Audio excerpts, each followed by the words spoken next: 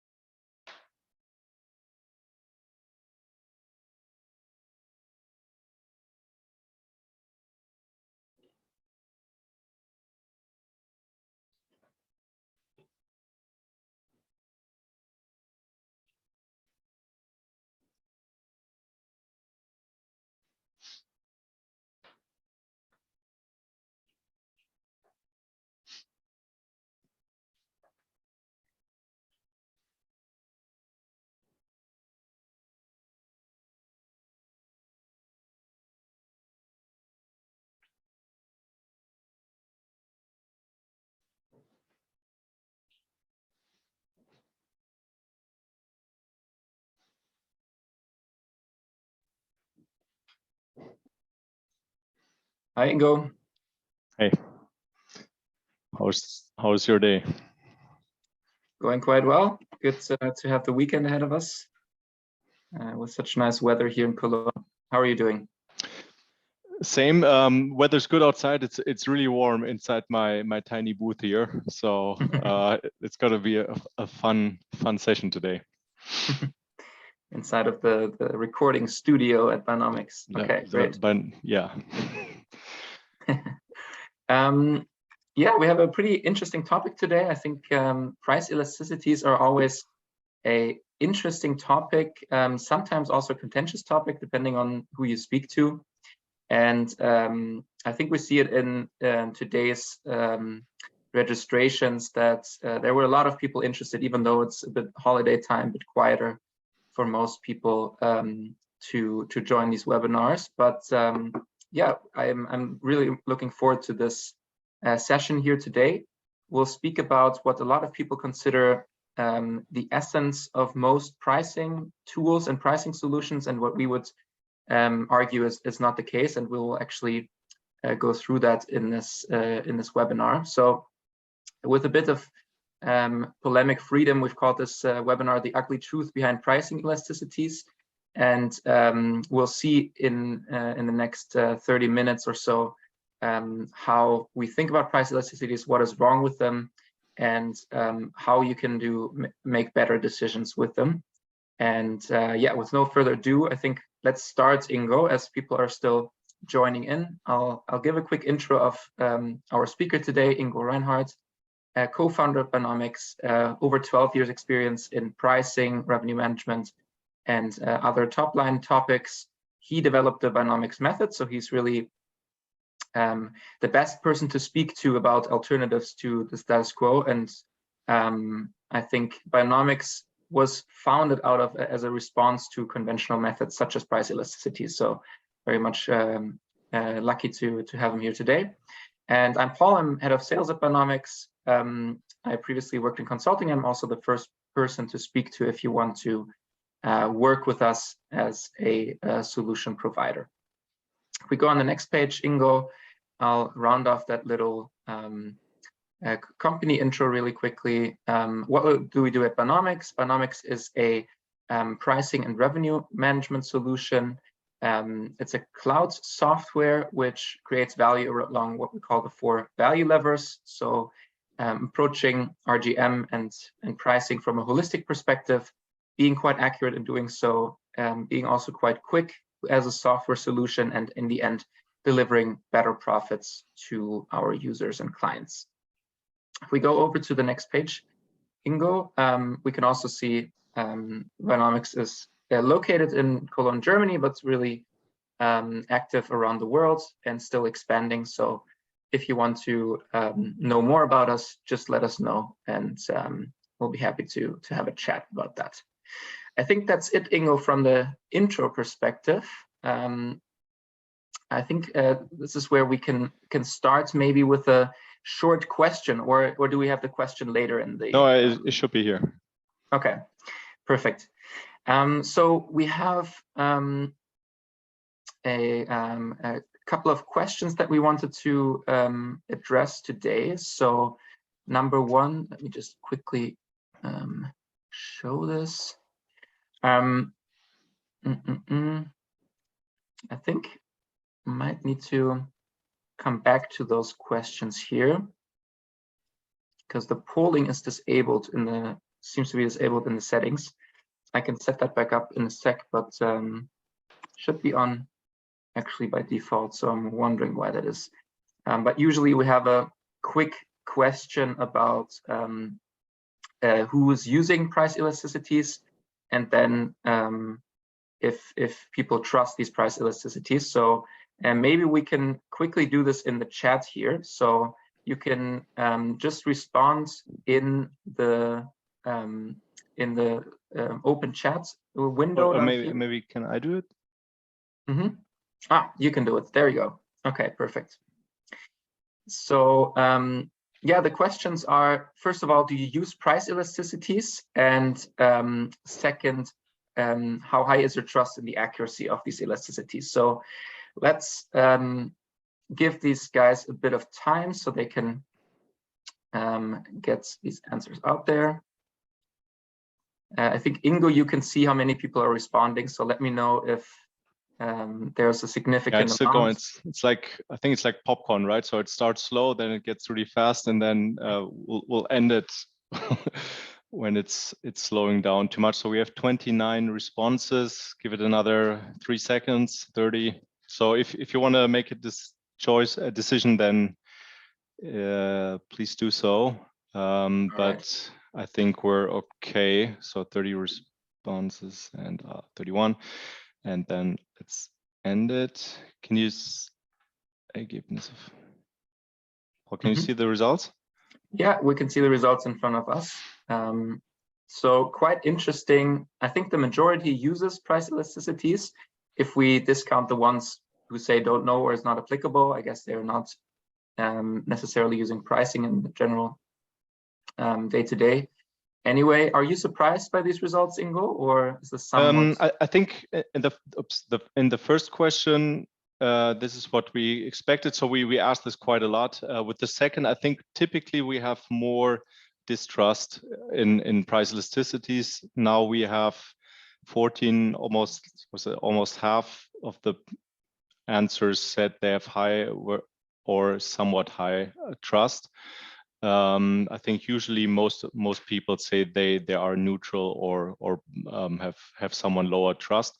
So I think this is, maybe they have improved over time, and people are gaining trust in elasticities. But let's see what we can do about it and put some light into it. But this is interesting nevertheless. I think Paul, if we can if we then send out the recordings and everything, we can also share these results. I think that's interesting for everyone. Yeah, for sure. We'll do. All right. So it should be gone now, right? So perfect. Yes. So yeah, thanks Paul for the intro, and thanks for everyone for joining. I don't know if you can see me. I don't see Paul. I don't see my own screen, but I hope I'm visible. Yes, we can see it. Okay, perfect. So yeah, so I think as Paul said, price elasticities are a central tool in pricing. But what I see also from the work that we're doing here at Buynomics and many years that I've worked in the area as a consultant previously, is that it's not quite transparent in many cases how they actually work, how they're computed, derived using data, and so on, and how they actually what they're actually trying to measure. And this is what we want to make a little bit more transparent here. And we, as I think, as the title suggests, we're a bit skeptical about the use of price elasticities in pricing.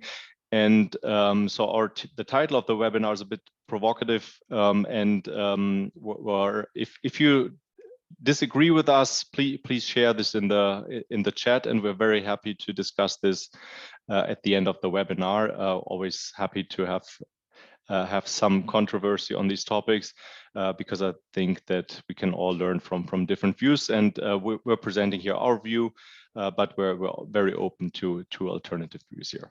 All right, so to get started, so what are we actually trying to do when we use price elasticities? With price elasticities, in essence, we want to understand how demand reacts to changes in prices. So what are we measuring, or what's our context? There is an offer in the market. So here symbolized by these 3 products, product 1 to 3, they might be different, like for example, a good, better, best offer, and they are offered at different prices. And then we have our target customers, and the colors of these people here indicates what product they buy. So the pink one buy product 1, the blue one's product 2, and the green ones by product 3. And we can, if we change price, some of these people will change their decision. So if product 1 becomes more expensive, then some of the people who now buy product 1 will not buy product 1 anymore. Some of them might switch to product 2 or 3, and some might not buy anything at all anymore. And those are the ones here that are highlighted in gray. So what we could do is with these, if we know the preferences and the willingness to pay of each one of these customers here, we can derive essentially the demand functions, what we have here on the right side. If we change the price of product A, product 1 or product 2 or product 3, then we see that we lose some customers. If we have the demand, we can easily compute revenue and profit if we also have the cost, of course. So this is the crucial thing. And what obviously we can't show here on the slide is that there are some interdependencies, right? So if the blue product gets more expensive, then this increases the demand for people of product 1, because product 3 becomes, or product 2, the blue one, becomes less attractive, and people switch or might switch to product 1. So this is actually what we're looking at. And typically, if we remember microeconomics, this is shown as in a price demand function, and essentially what this measures is, and I think this is really important to link the concept of the price elasticity with what happens in reality, is that if we just look at the people, everything else is the same, ceteris paribus, as it's typically called in economics. If we only look at this one product and we list or just line up all the people according to their willingness to pay. So the people here more to the right have a high willingness to pay for the product.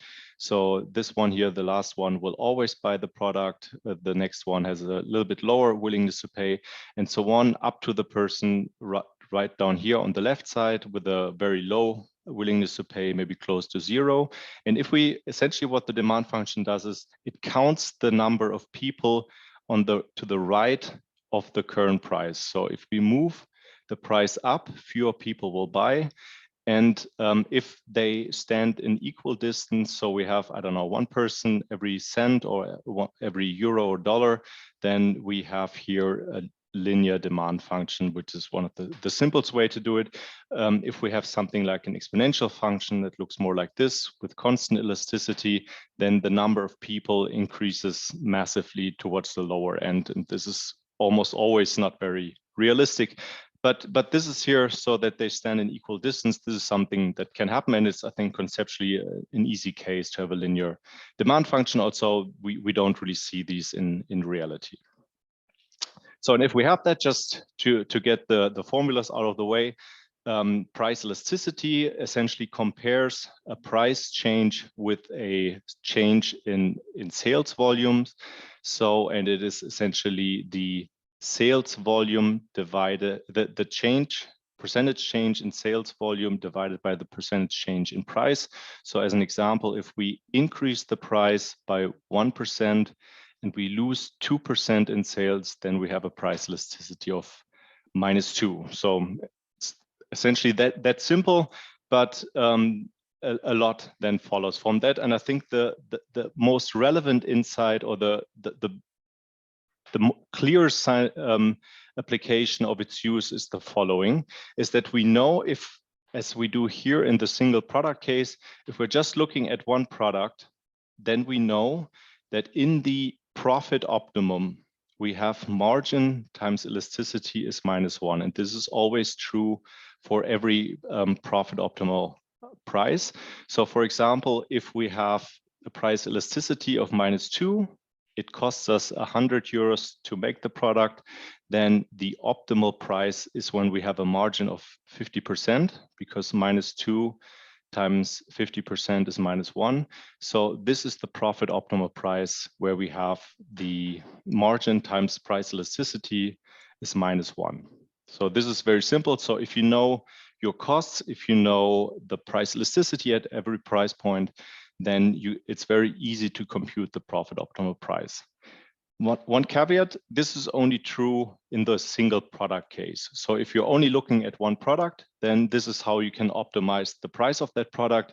You can also optimize the revenue of that profit of that product. That is always in the case where, because margin doesn't matter for revenue, where elasticity is -1, that's the revenue optimal price point. So in the simple case, and this is also the case that's most often shown if you see the price demand function, the revenue and profit functions, this is always, at least implicitly, a world where you only focus on one product. And this world is very simple. Margin times elasticity is -1. And if you have multiple products, then typically the prices are higher than under this condition. So you tend to have a somewhat higher margin than the one that optimizes the single product. So, but I think that's where the problems start, because in the case here of a linear demand function, you have the following, that we have, as in the previous example, maybe here somewhere in the middle, the elasticity of -2. But if we change the price from 0 to whatever the maximum price is, where no one buys anymore, the price elasticity takes every value between 0 and -infinity. So you can't really say that a product has a certain price elasticity, because it can be every value between 0 and -infinity. And this is not an abstract problem. So in the case before, where we have a price elasticity of -2 and we increase the price by 10%, which is particular now in the inflationary environment, something that happens in many cases, the elasticity goes from -2 to -2.7. So that's a massive change in elasticity. And also it can change if, for example, competitors do something. All kinds of effects all kinds of events can have an effect on the price elasticity. So it's not at all the case that a sentence like this product has a price elasticity of X makes any sense, because the price elasticity can depend, for example, on the price of that product itself. And it can also depend on many other things, as we will see in a minute. I think another major challenge is that most providers of price elasticities compute these price elasticities using regression models, typically, where you have, for example, sales in different weeks.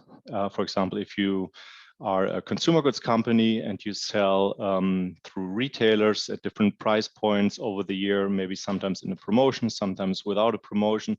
You have all kinds of stuff going on. You have seasonal effects. You have competitors changing prices. And typically you have a graph like that, where you compare price in a week with sales in that week. And typically you do have an effect where the slope of the regression curve here is negative. So higher prices mean lower sales, but you typically have a very large variance within these points. And there are many reasons why that is, but whoever has done that knows that the variance in this graph is massive. And this has strong implications. So in an ideal world where there's no variance, so everything's on the line, you might get, and let's say that the true price elasticity at a certain price is -2. You also measure this -2 in this point. But if your noise increases because there are things going on that you don't have in your model. There are interdependencies between different products that are not well captured by regression, and you have noise. 50% noise sounds like a lot, but if you've actually seen these graphs, this last one, 50%, actually still looks very good. You have also the true elasticity might be -2. What you measure with the regression model can be anywhere from -4 to 0. So it's really, really difficult to measure a price elasticity or the price demand relationship using these regression models. I think today we want to go over more broadly, but we've done webinars where we just focus on this one specific aspect of how difficult it is to capture the price demand relationship using a regression model. So, but what's important is that it's really, really difficult to get this number right. And what's usually done, I think and I've seen that many times by analysts, is that they just exclude outliers until they get the elasticity they were planning to have. So this is, I think, not very good empirical practice here. And one of the reasons, as I already mentioned, is that price elasticity doesn't not just depend on the price of the product itself, but also what else happens in a product. So you might have price elasticity of -2 for a product at a certain price, but if you change the price together with a promotion, so you not only have the price effect, but you have the effect that the product is promoted, maybe in a flyer, it's put somewhere else on the shelf, that the price elasticity looks to be higher. So instead of -2, you have -4.3 in this example here, but some of the effects comes from the fact that it's promoted. If you change a whole portfolio of products, this typically reduces the elasticity because you have fewer people switching here from your product A to B and C, because B and C also become less attractive because they're also increased in price. If you have other changes, you replace maybe a product C to D, this can have an effect. All of these things can have an effect on the price elasticities. If your competitors also change their price or increase their price, this reduces your price elasticity. So all kinds of stuff are going on, and these are they are impossible to pick up with the regression-based model. And this is why these things are not picked up well when in almost all the price elasticity values that are being used that we have seen. Other challenges are, and to conclude this here, is that price elasticities, if you've tried to do it, are very difficult to align with other pricing effects that come from a different tradition. I think most notably anything that comes from behavioral pricing, that something like a price threshold, so a point where the demand isn't continuous properly, it's really difficult to capture this in the price elasticity. You can't use price elasticity when you don't change the price, but you change product features, of course, then this doesn't help you predict how that change in the product feature affects your sales. And what we've also seen is, because you can't really say this product is more price sensitive than the other because it's more expensive, or it's more important or less important to people, it's really difficult to properly capture price elasticity in typically used elasticity scores that try to capture the nature of a product. Because as we said before, with the linear demand, the price elasticity can take any value between 0 and -infinity. So you can't really capture this with a price sensitivity score that tries to characterize the product here. So what's the solution here? And I think coming back to the original challenge that we had is when we were looking at different products, a customer base that might or might not buy these products, and then the resulting KPIs to measure these. I think the best or the most natural way is to actually not oversimplify this relationship here between the offer and the customers who are planning to buy the products, but to actually look at the thing itself. And this is where what we have here developed at Buynomics as our essentially core of our solution is what we call the virtual shoppers or virtual customers. And the idea is that we replicate real or the preferences of real customers in a model where we have a large set of these virtual shoppers. So here it's, I don't know, it's maybe here we have 200 or 300 in this graph, but in reality, we typically work with tens of thousands or millions of these virtual shoppers, and they make individual purchasing decisions. And that allows you, when you then change something in a product, allows you to understand the real dynamics. And I just want to, looking at the watch, the time, I think we have another 5 minutes, just want to give you a brief insight into what this looks like. Switch my screen for this. Just give me 1 second. All right.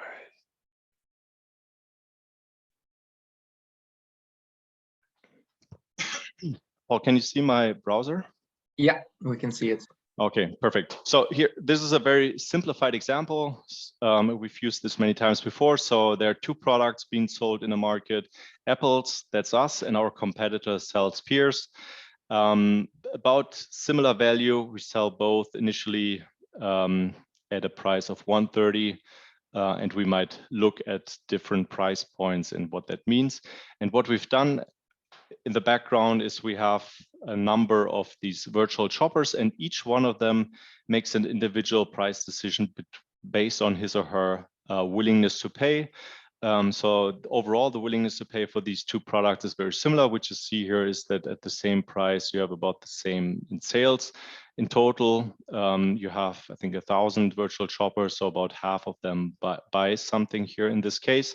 And if let me just add this. If we change the price here, so if we go up 10 cents, what happens is that we lose sales 49. So 49 of the initial shop buyers of this product now think if we go from 130 to 140, think it's too expensive. And some of them switch to peers, which is relatively more attractive right now. And some are completely lost who will not buy either one. So we can capture the dynamics here, and we see that we have here, can of course compute a price elasticity using the old price, new price, and the old sales volume and new sales volume. And we see already if the other product is also changed, that, as we said before on the slides, the price elasticity is affected. It goes down from 2.9 to 1.5. Why? Because the alternative, the peers, have also become less attractive because they were increased in price. And this, so here you see these effects, how these interact. And just to highlight very briefly in this simple example is if we have these 2 products here, and we can look at revenue curve. So we see, okay, let's say we want to optimize just for fun our profit. Then the other person here is too expensive.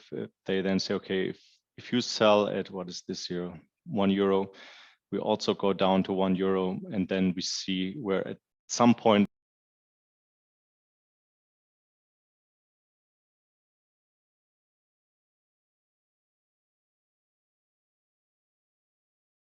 Ingo, you're on mute.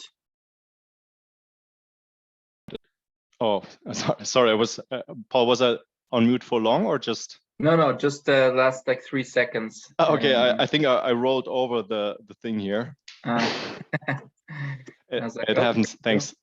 All right, so we're talking about price elasticity, and so as we said before, so we at the current price here we have a price elasticity of minus 2.1, and if the other or competitor changes price, we see that this changes. So let's say the competitor sells at a price that is so high that no one buys the product anymore.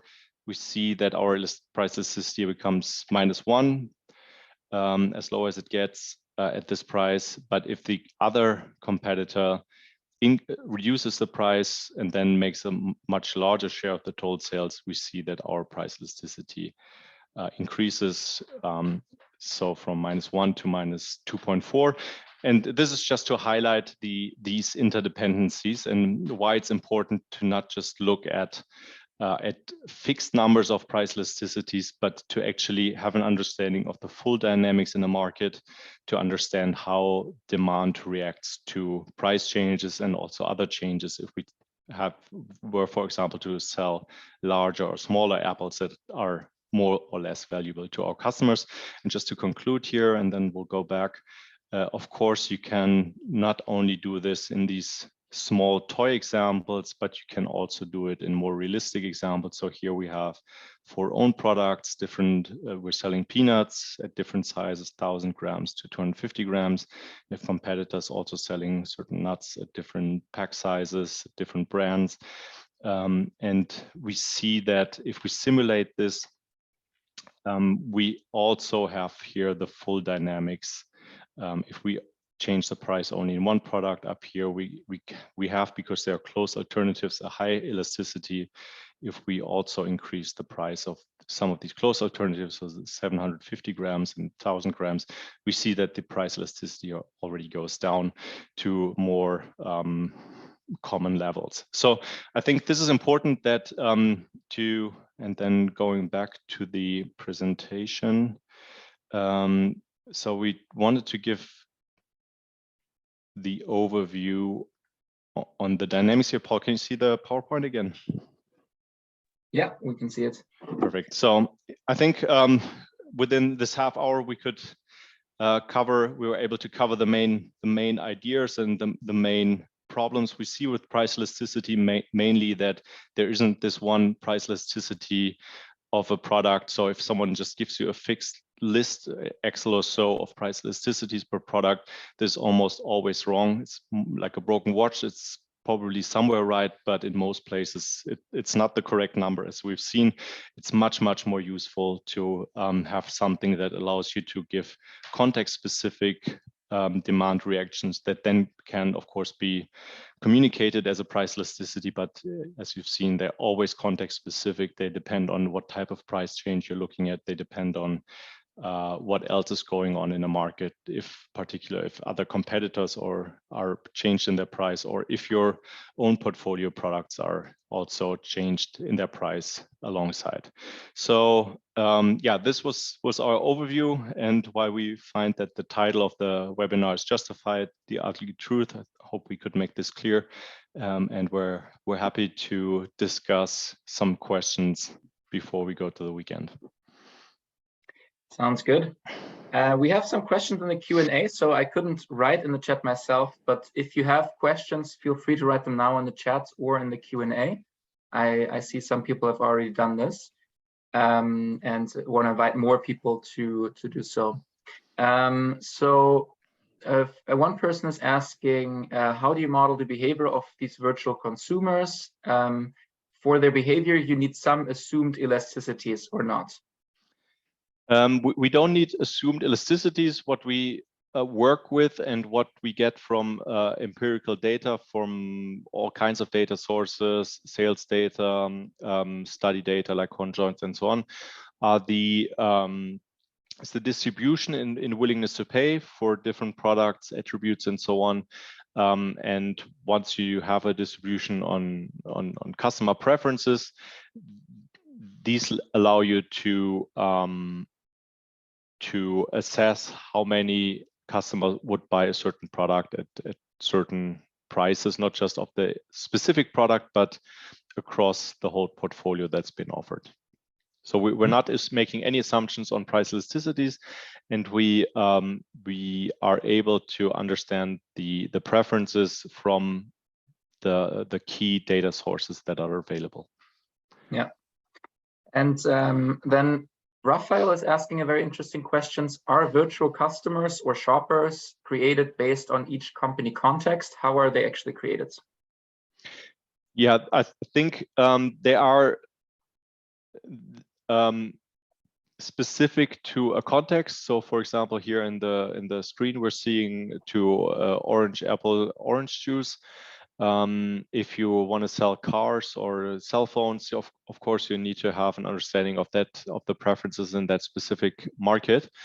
but they don't have to be company specific, but they are category specific, country specific, and I think we have also webinars on these topics. Right. And then someone's asking how to use various price elasticities for simulation of a specific time period. So I assume if elasticity changes over time, how do we then predict sales over time? Yeah, so there are of course changes over time. I would say the most prominent ones are like seasonal changes that affect I don't know, there's ice cream is sold massively more during the summer than during the winter, and that has effect of course on the on how customers react to price changes. And also total demand might change what we see, but to a lesser extent that some brands are requested more than others during the summer than in the winter. So, and these changes in preferences for different products and changes in total demand, they determine how demand changes if you change something in your offer, and from that you can, or we derive the price elasticity. Mm-hmm. Okay, but price elasticity being an output rather than input. Price elasticity is always an output, saying, okay, there's now inflation, and that therefore we need to, I don't know, add 50% to elasticity. That's not how it works. It always has to go through demand. Makes sense. Are there any more questions? Someone also asked, is there a white paper on our methodology? Yes, there are. So if you want to get it, just reach out, respond to our follow-up email, which we're sending out probably today or on Monday. And then I have one more question from Atri. Doesn't price elasticity sometimes help in identifying customer segments? The demand function curve might still help if there's a segment of customers who can buy at high prices? Question mark. Yeah. So in theory, that is true, but I think in almost everywhere, when people work with customer segments, that's typically a simplification. So when you say, okay, there are 3 customer segments, in reality you have a more or less continuous effect like we have here on the right side.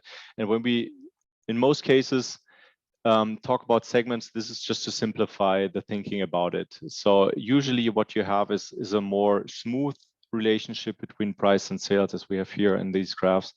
So this is the main effect.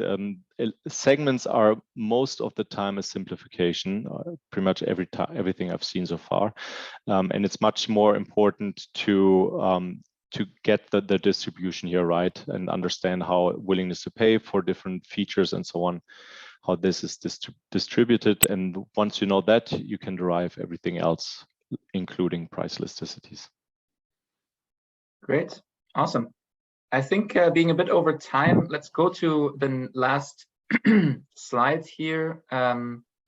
Just to point out our next webinar, which will be focusing on telecommunications and internet type business models, so any type of subscription models, and how you can optimize your price and portfolio. We'll send an invite out for this next webinar in the follow-up email, so keep your eyes peeled on the inbox. This will also include the recording to today's webinar, as well as the presentation. And if you have any questions, if you want to read that white paper on the topic, then just email us info@buynomics.com, and we'll be more than happy to engage in conversation. Thanks, Ingo, Perfect. for the great webinar today. I have one. Anything more to add? Yeah, I have one last question. Why is the symbol of today's webinar like this balloon dog? You have to ask the marketing team. I'll forward that question to them. But it was basically to test if you would notice, I guess. Okay. All right. Yeah. So thanks everyone for joining. I hope you had as much fun as we did, and we're looking forward to having you for the next webinar. And until then, have a good weekend and a good start next week. Thanks. Goodbye. Bye.